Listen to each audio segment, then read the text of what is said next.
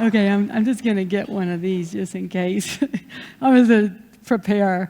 So thank you so much for allowing me to be here and tell my story while it's still fresh. And this is a story I really have been in agony to tell, because I'm all, for a long, long time now, been fascinated by the stories of people whose lives have been upended by people who've had the pilings pulled from under them and everything's turned upside down, and all the props that we rely on all the time to tell us who we are and what we mean in the world just wash away.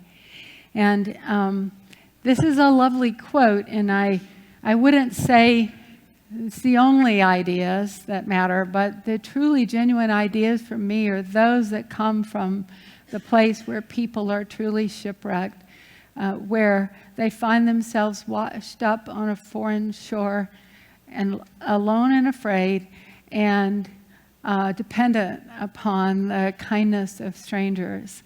So when I was in Berlin, I took this picture because it reminded me that worldwide now we have some 65 million people have been forcibly displaced. Texas just added a few 100,000 more, I think. And you know, increasingly it begins to look like maybe this is actually how it is for us. This is really the journey we're on. Or as I like to shortcut it with the younger folk, this ain't heaven, it's earth. And things happen. And big things happen, things we didn't expect. And in the Western world, we really work very hard to get predictability and stability and routine and safety. These are highly valued, but billions of people worldwide haven't ever had those things. And many people every day are thrown into a state of disruption. And this is my city. And between August 25th and August 29th, Harvey staggered along the Texas Gulf Coast like a drunk, you know, like that overly intoxicated, uninvited guest who shows up at the wedding reception and spills the drink all over everybody. That was Harvey for us, and we waited and we watched. It came ashore at Rockport, and then it proceeded to dump 33 trillion gallons of water on our coast. And there were places in Houston within a matter of hours that got 17 inches. Don't be lecturing us on that drainage stuff, and don't talk to me about zoning. It's like our mayor said, if we were a better zone city, we'd have just been a flooded better zone city. There ain't no drainage system built for 33 trillion gallons of water. And it's so nice to be here because y'all all smell so good, not like mildew. So we were sitting around watching the water rise, and me and my tribe at Baker Ripley. And, you know, Houstonians aren't real good with sitting around doing nothing. And there was a lot of nothing to do for a few days. And then I got a call from our highest ranking county official, Judge Adam, and he said, we filled up the shelters, the smaller ones and the big one, and we need a shelter to open up at NRG Center. NRG is a big center hall right next to our sports stadium and also right next to the Astrodome. So he said, will you do it, and how long will it take you? And I said, yes, in 24 hours. And you know, a few hours later, he called to find out how it was going. I said, pretty well. That was about 2 o'clock. And he said, well, how about we get it open today? And I said, like the one we're in this day? And he said, yeah, we got buses and they have nowhere to go. So we said yes. And within hours, we stood up a shelter that had cots and childcare and food and medical assistance and a host of other things that people need to feel safe and welcome. And we kind of knew how to do this because day in and day out in our community development organization, we welcome people. And we welcomed them that night to the NRG Center, and we did it in 16 languages. And at one point, suddenly someone realized, oh, we forgot Farsi, and only in Houston can in 30 minutes you get more Farsi speakers than you need. 7 showed up, and we put out an appeal, but we did it. And because when we say y'all, we mean all y'all. So every last one of you. And so we did that, and we were pleased to do it, and we made it safe, and we made it welcoming. And then 2 days in, all hell broke loose because so many people in Houston wanted to volunteer. We had a 1-to-1 ratio of shelter guest to volunteer. And I had to go out and tell even the nuns that they couldn't come in that day. That was hard.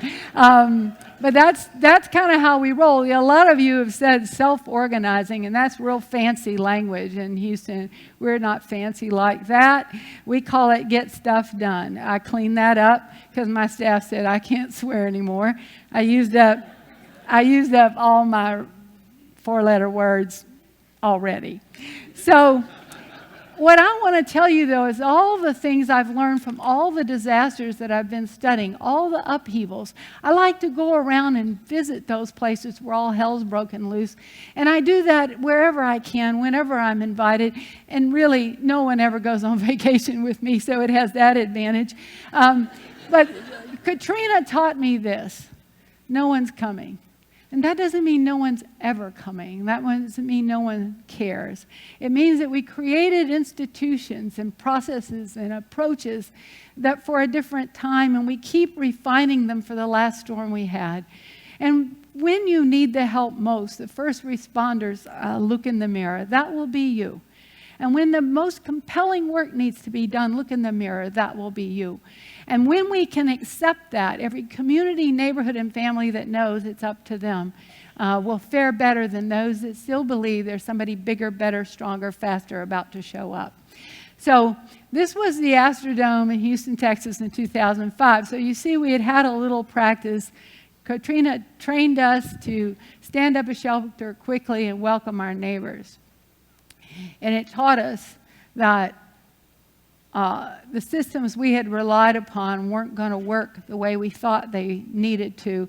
And then the Syrians began showing up in Germany, and it reminded me of the connection that I saw in Katrina and now between those displaced by, I say it really doesn't matter if it's war, weather, or you've lost your wealth or your health, when life just tears you apart.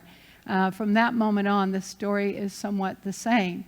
So much like Katrina exposed what our wrong thinking and our slow systems for our disaster response, what happened with Syrians exposed the fact that we were operating on a refugee resettlement regime based on rules we wrote in the 1950s. But Germany stood up to welcome people.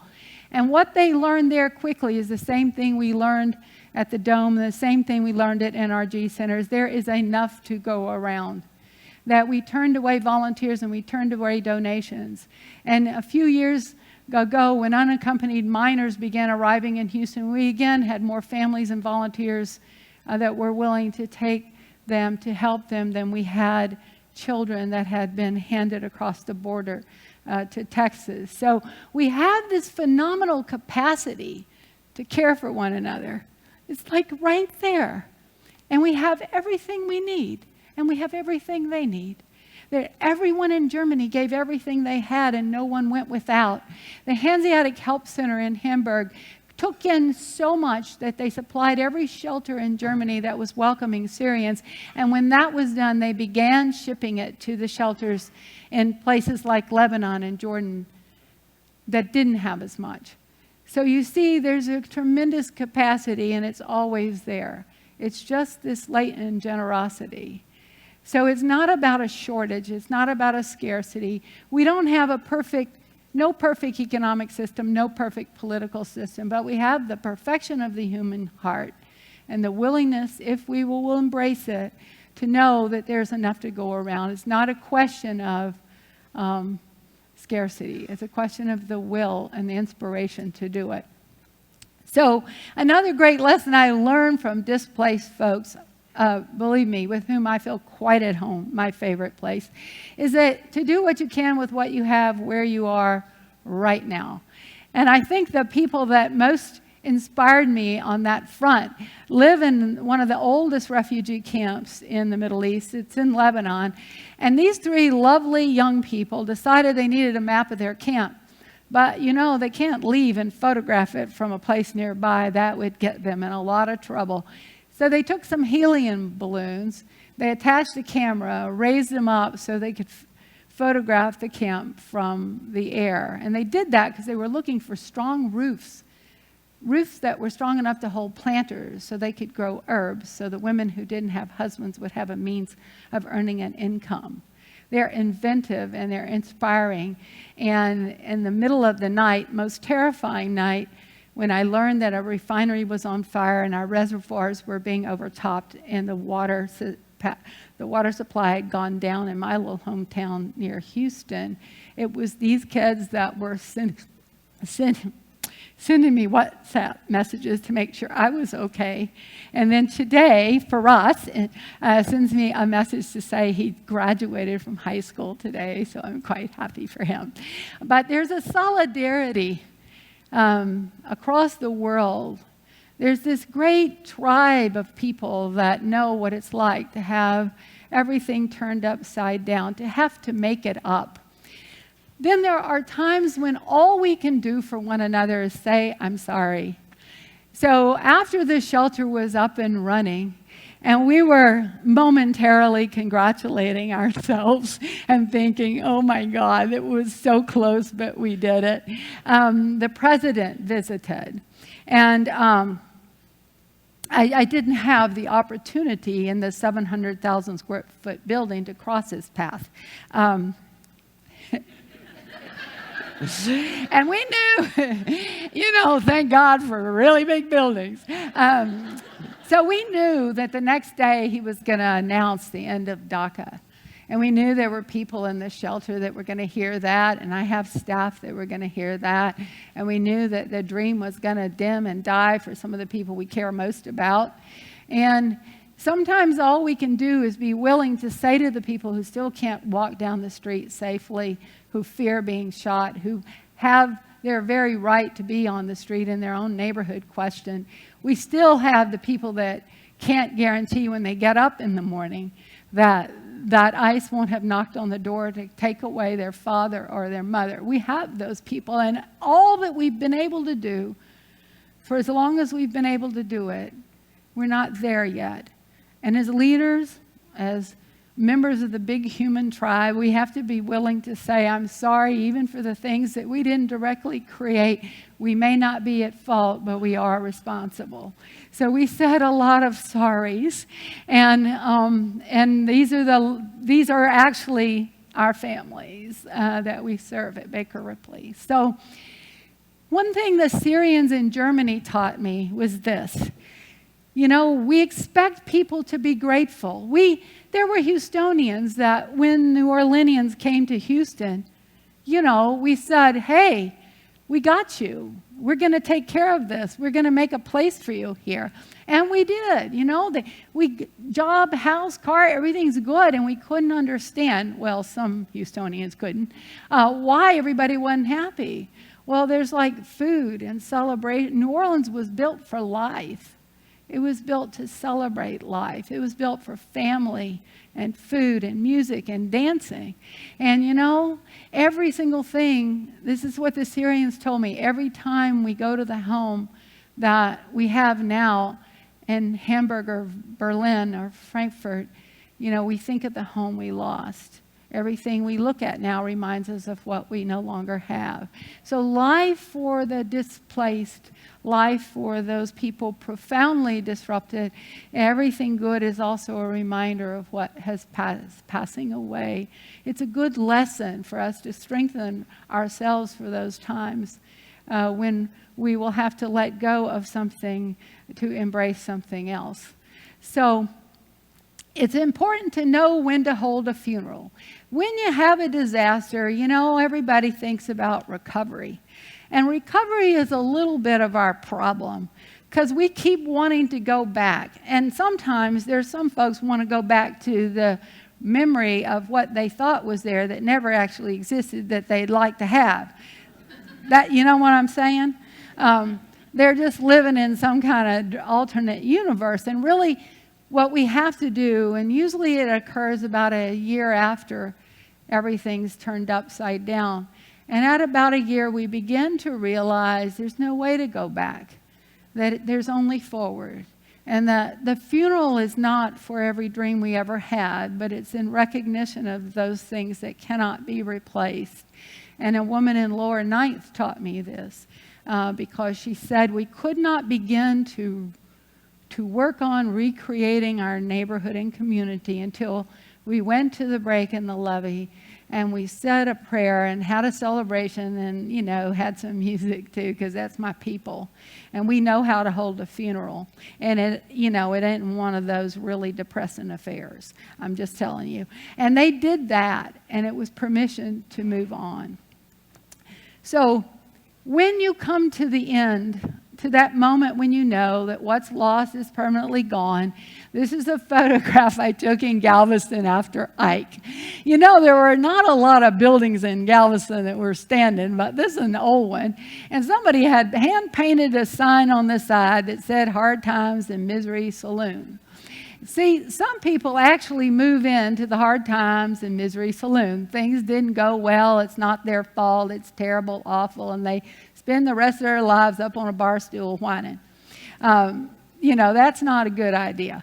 So acceptance is a whole other journey because at that moment, then the way opens up. Imagination kicks in, and we have this extraordinary strength as a species of being able to create a life out of our own imagination, to actually get up and work towards something, to clear a path by walking forward.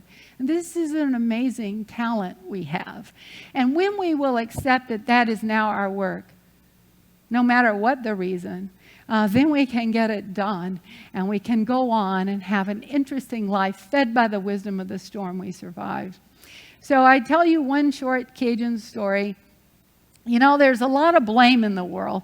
And, you know, there was at the 200th or so anniversary of when the English kicked us out of Acadia, you know, there was a big gathering of Cajuns, and we decided we'd ask them to say they were sorry. You know, and they weren't inclined to do it. So for about 200 years isn't long enough. So there was a couple of days debate on this, right? And then finally, one of my people from South Louisiana got up and said, "Why don't we just forgive them anyway and go dancing?" And remember that. That's my people. So in traveling around the world to shelters and camps and visiting with the displaced people of the world, I find that what we all have in common is these three hungers: to earn, learn, and belong. And when I was in the refugee camp in Jordan near the Syrian border, by the way, it's a city of 80,000 people that we stood up in a desert. And, you know, I say we because it was USAID, the Jordan Protectorate, the UNHCR, everybody. And people there had such pride in what they were able to accomplish. But shortly after the camp was created, people began breaking rules. They rearranged their little tents and dwellings to suit themselves. They started little enterprises and businesses and all kinds of other things against the rule. But what was beautiful about the way they embraced their neighbors in that camp was they did the right thing, not the rule thing. So if ever you're going to help, if you're ever going to show up in the midst of a disaster, of an upheaval, and work with a bunch of broken-hearted people, the most exhilarating thing about that is your big opportunity to do the right thing, So this is my sum up. This thing is saying, please wrap up. So wrap up I will. The human spirit is not extinguishable. We're terrified to look in the eyes of the people whose lives have been torn apart. We're afraid to look into murky water and see the debris and wonder who's down there, because we think if we go in to help, will we ever get out? Mostly we're just terrified we'll be one. But if ever you find that life pulls everything out from under you, you will find yourself in the company of millions of people like you. You'll have what I call storm solidarity, and it's the understanding when you look in another person's eyes and you can see the person who had to recreate a life out of their own imagination. And I invite you all to be that person, if you're still on the shore, to pull the person in the water to safety. Thank you.